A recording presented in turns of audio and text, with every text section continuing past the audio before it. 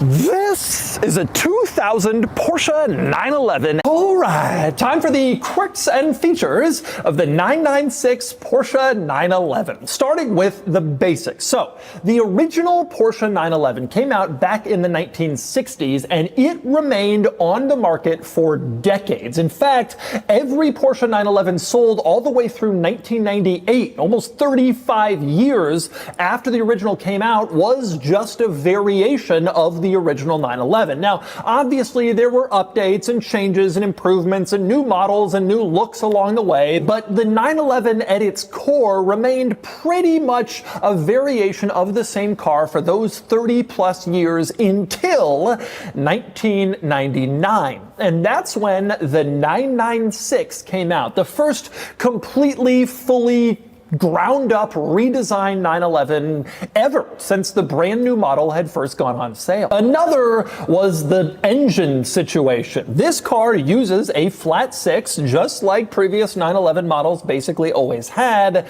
but with the 996, Porsche switched from air-cooled engines to water-cooled engines. Now, water cooling was obviously the technology that was more advanced, more improved, but 911 people, they enjoy the old school, the analog, the basic, and the sound that comes from an air-cooled powertrain. And so this car, switching to headlights, switching to water-cooled, it was chaos, it was anarchy. And it was made even worse by the arrival of the Boxster. This car debuted basically alongside the 986 Porsche Boxster. The Boxster actually came out a couple years earlier, but the cars were co-developed, and as a result, they shared a lot of parts. In fact, the entire front end of the 996 911 and the Boxster, the hood, the front panels, everything in the front was shared between the two cars. And a lot of the interior was shared too, including most of the dashboard. And for 911 people, this felt a little like sacrilege, that the 911 would be kind of dumbed down and cheapened by sharing so many parts with the base model. Nor did they love the general look of the interior,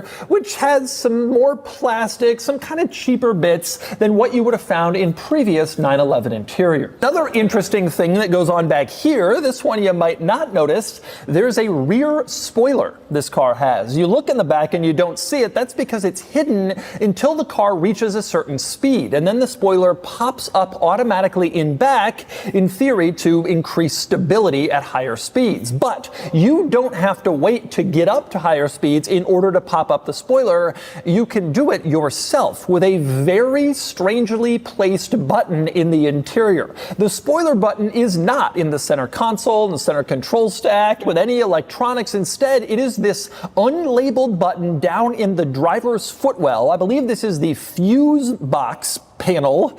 You press this and that will raise up the spoiler if you want. They didn't make it easy to figure out how to raise the spoiler. I guess they didn't want people to do that very often and kind of look annoying driving around with their spoiler up, but you could do it. And if you wanted the spoiler down, you had to press and hold to confirm you wanted it down, to make sure there were no fingers under the spoiler that might get snapped. If you were pressing it, you were in control. Let's, well, talk interior. Like I mentioned before, one of the criticisms of this car was that the interior had a little cheaper materials than previous 911 models, and that was certainly true. You could look around and see kind of some cheaper plastic. The panel gaps were a little bit bigger. It didn't quite look just as well put together as the interior in the 993, which was really a high quality piece. But one benefit of this car over previous 911 models, the interior had a little style. You had some curves in here. You had a few swoops, whereas previous 911s just had this sort of horizontal bar that was starting to get pretty outdated, even by the standards of very traditional 911 buyers. And so this was kind of Porsche's beginning of making the interiors a little bit more modern, a little bit kind of newer and nicer and hipper, which certainly is a trend that continues in 911 models today. Now, although we don't think of Porsche today as a small volume, quirky automaker, that was certainly their situation in the 1990s. And in fact, it was this car and its sibling, the Boxster, that really helped to kind of rise Porsche out of that small volume, nearly bankrupt, quirky automaker category and get them into sort of a more major player like they are today. But in the 90s, when this car was developed, they were still a small volume, quirky automaker, and that meant this car car has some rather interesting interior quirks. For example, well, I already mentioned the location of the rear spoiler button, but how about the fact that this car does not have a glove box? None of the early 996 models had a glove box. So instead, they gave you a center console with a key lock, as you can see here. But weirder is the placement of the owner's manual. With no glove box, there was nowhere to put it. So Porsche created a little pouch under the steering column in the driver's footwell area that was sized perfectly to fit the owner's manual and nothing else.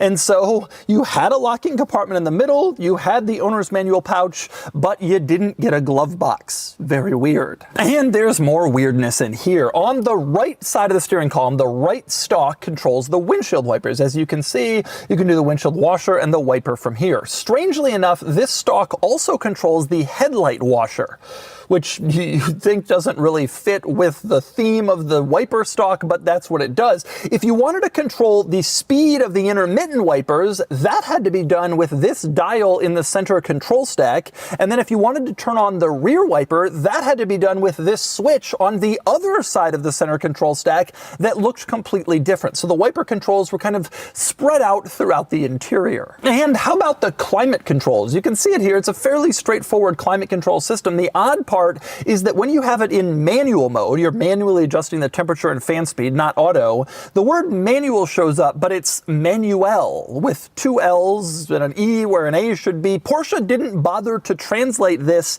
into English for USA market cars. I guess they just figured, hey, it's close enough. This must have been the German word. They'll figure it out, so we'll just go with it. And that's the kind of quirky thing that a quirky small volume automaker would do. Now, there are a few things that I really do like in this interior. One is the door pocket storage situation. You have this front storage compartment where you can put stuff, but there's also a rear one that flips open so you can put stuff in it and hide it, which is kind of a cool idea. And it also doubles as an armrest. It's pretty nifty and pretty practical, like the 911 was in a lot of ways. In this particular 911, I also love the fact that the center tunnel, you can see, is painted green to match the exterior color. I'm not entirely sure if this was a factory green painted center tunnel or if it was done later, but it is really cool. This car has a rare and kind of special color, this rainforest green metallic, and the center tunnel bringing that into the interior also makes that kind of a special little treat when you're driving the car. One more thing that I love in this interior is the gauges right behind the steering wheel. You can see they are very no nonsense. In the center, you have the tachometer,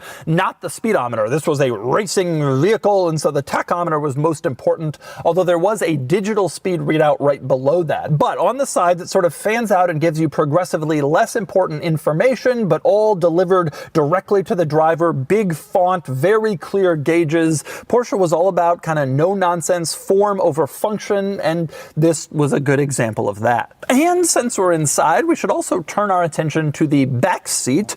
To get back here, you just push this latch on the side of the front seat, fold it forward, and then you can access the rear seats, which you can see are two individual bucket seats, one on each side, and they're pretty deep set buckets, which was kind of always characteristic of the 911. You certainly didn't have a middle seat. You had a big hump between the two seats, as you can see. Now, there's not much going on in these back seats. There really isn't. You don't have a lot of luxuries back here. You just had two seats, their seat belts, and that was basically it. In fact, the windows don't even roll down and back. That was limited only to the 911 Cabriolet, the convertible model. It had rear windows that rolled, but the coupe, you just kind of sat back there and that was all you did. Now, the rear seats do one interesting thing, which is that they can fold down, and on their seat backs, on the back side, is carpeting, which is interesting, and it's done for a reason. If you didn't want to use the rear seats for passengers, you would fold them down and have the seat back, the carpeted seat back, as a flat surface where you could